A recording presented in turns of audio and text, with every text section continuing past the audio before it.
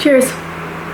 Shout out to my spotlight right now, which is a little design called Little Sun, which is a solar paneled light fixture and designed by Olaf Ellison.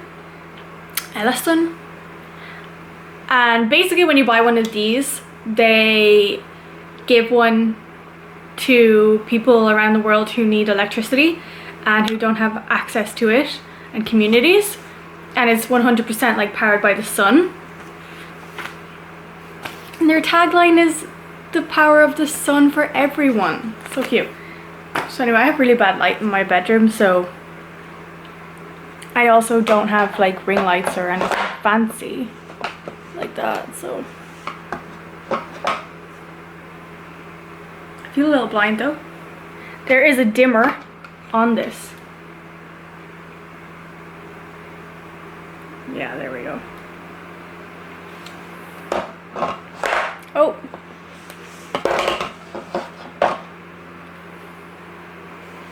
Okay, so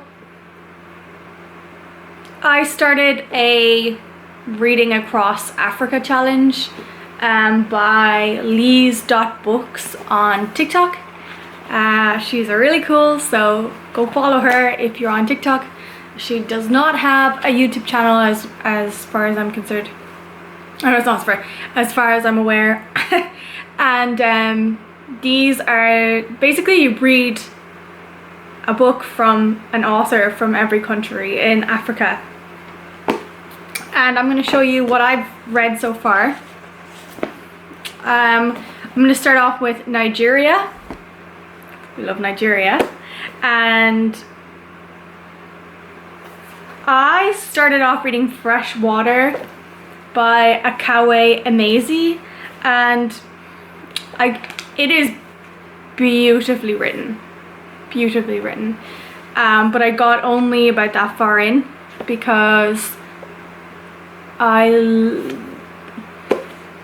there were too much triggers in this for me, and there was no trigger warning, at least not that I could see on the book or the inside pages.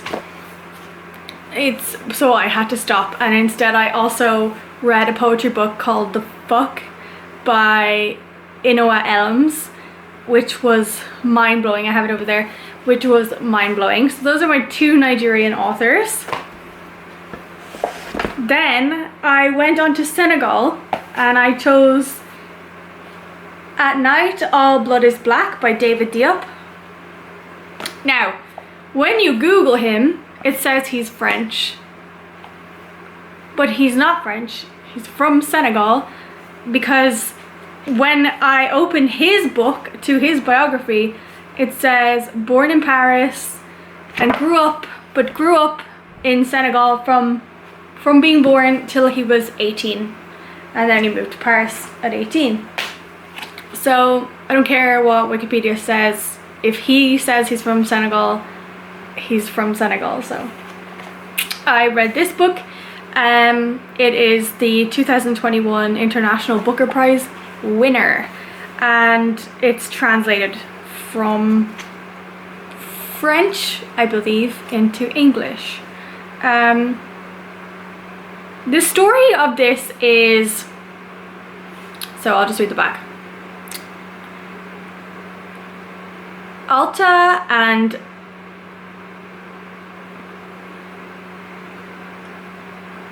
so basically it's about two boys, Senegalese soldiers, fighting in the Great War, and together they climb dutifully out of their trenches to attack France's German enemies, and his best friend is wounded and dies on the field, and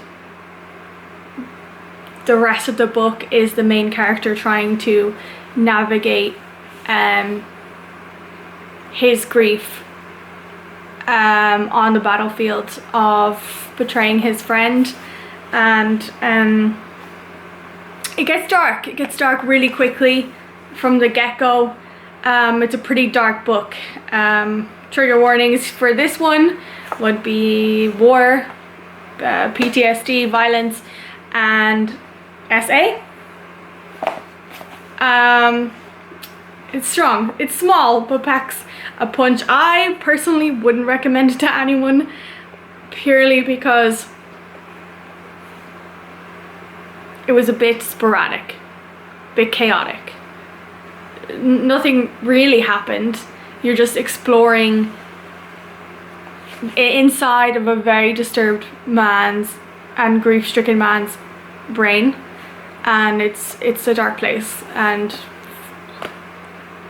as good as the writing is, I personally just wouldn't read it again or tell anyone to read it. Sorry Senegal. I have to try another Senegal writer because I was disappointed with this one. And when I'm disappointed in a book in this challenge, I want to follow it up, or I can't finish one, I want to follow it up with another one, which is what I did for Nigeria, which I will probably do for Senegal as well. Then we have Egypt. Now, this is my favorite. Sorry. This is my favorite book of the Reading Across Africa challenge, but it is my favorite book of 2022 so far. It was given to me by my girlfriend.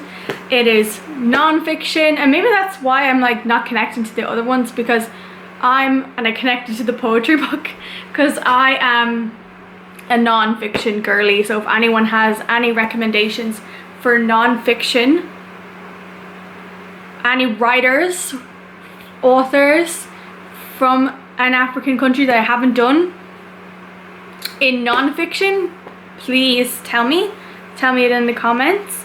And so for Egypt, I got this was a gift. I got Chronicles of a Cairo bookseller by Nadia Wassef. This book is amazing. If you love, Egypt has been like somewhere I want to go for forever, for years. Like, I can't wait to go to Egypt. I will get to Egypt at some point. If you love Egypt, this is for you. But not only, if you love books, this is for you. This is a story about a real life story about a woman named Nadia and her sisters that started a independent bookshop in their first, I can't remember the first city they started in Egypt.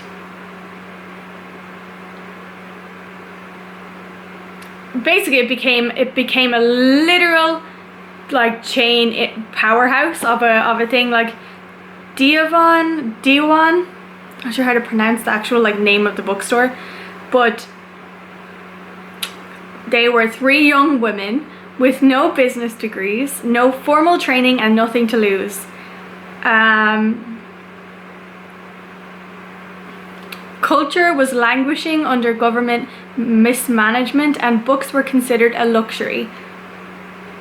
10 years later, Diwan became a roaring success with 10 locations, 150 employees around the world, and a fervent fan base.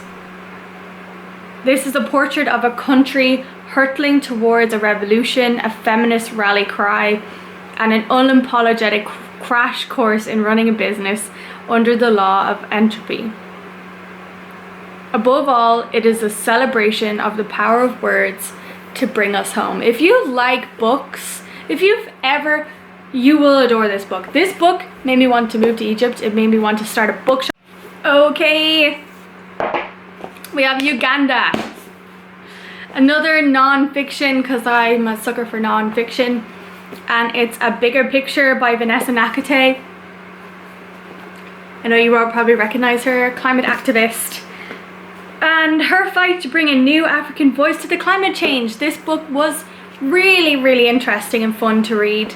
It was easy to read, it was inspiring, it was, you know, normally I don't like to read manifestos because I just usually think they're just really just indulgent, like people just talking about themselves, and it doesn't really like rally you to the cause.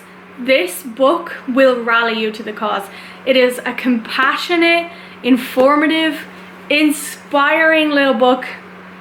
Big book, actually, it's bigger than my head. And I say little because I have a fondness for it.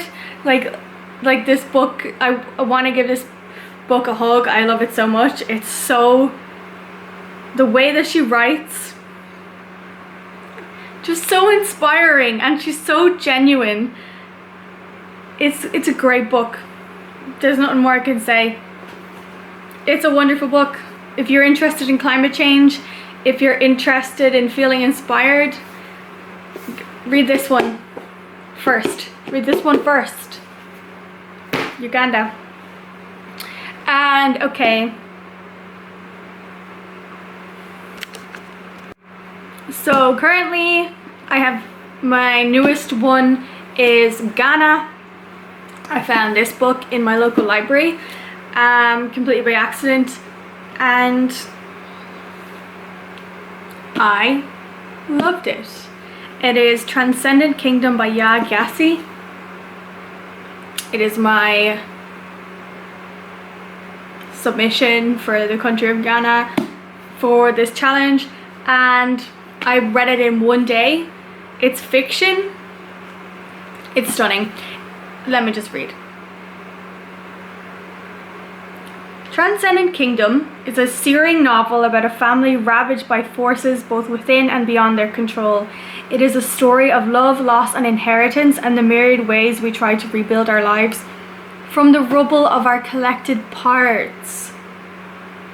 From the rubble of our collective past. Even sadder. Trigger warning for this book is addiction and depression, but it's not triggering. I didn't find it triggering at all, but that's just like the themes that are in it. It is about a woman's journey to try and navigate her grief. A gorgeously woven narrative about a woman trying to survive the grief of her brother lost to addiction and a mother trapped in depression while pursuing her ambitions. And it is, you'll sail through this book, you'll read it quite fast. Bless me. But it is beautiful. If I didn't have a dead heart, I would cry from this book, but I do have a dead heart. But it still stirred something. I was like, oh, I don't cry.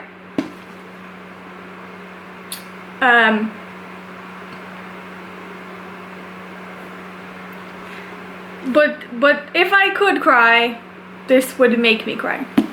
It's brilliant. Brilliant. I loved it. Well done, Ghana. I'm so happy with that one. So that's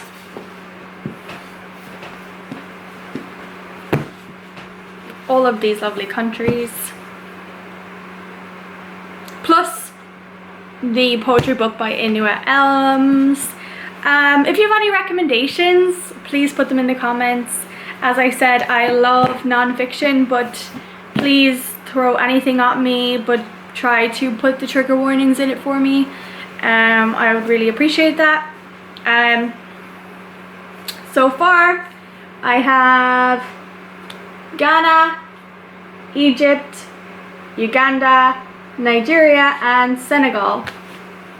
So that's what I've read so far in the challenge. 1, 2, 3, 4, 5. 5 books, 5 countries. Only like 49 to go, right? Yeah, and I don't have I have no idea what country I'm going to read from next, or what book. So I would gladly accept your suggestions. And if you're hopping on this challenge, again, the challenge is by lee.books from TikTok. Let me know. I wanna hear what you're reading, and I want to hear what you think. And if you've read any of these books, also tell me what you thought. I'd love to hear it.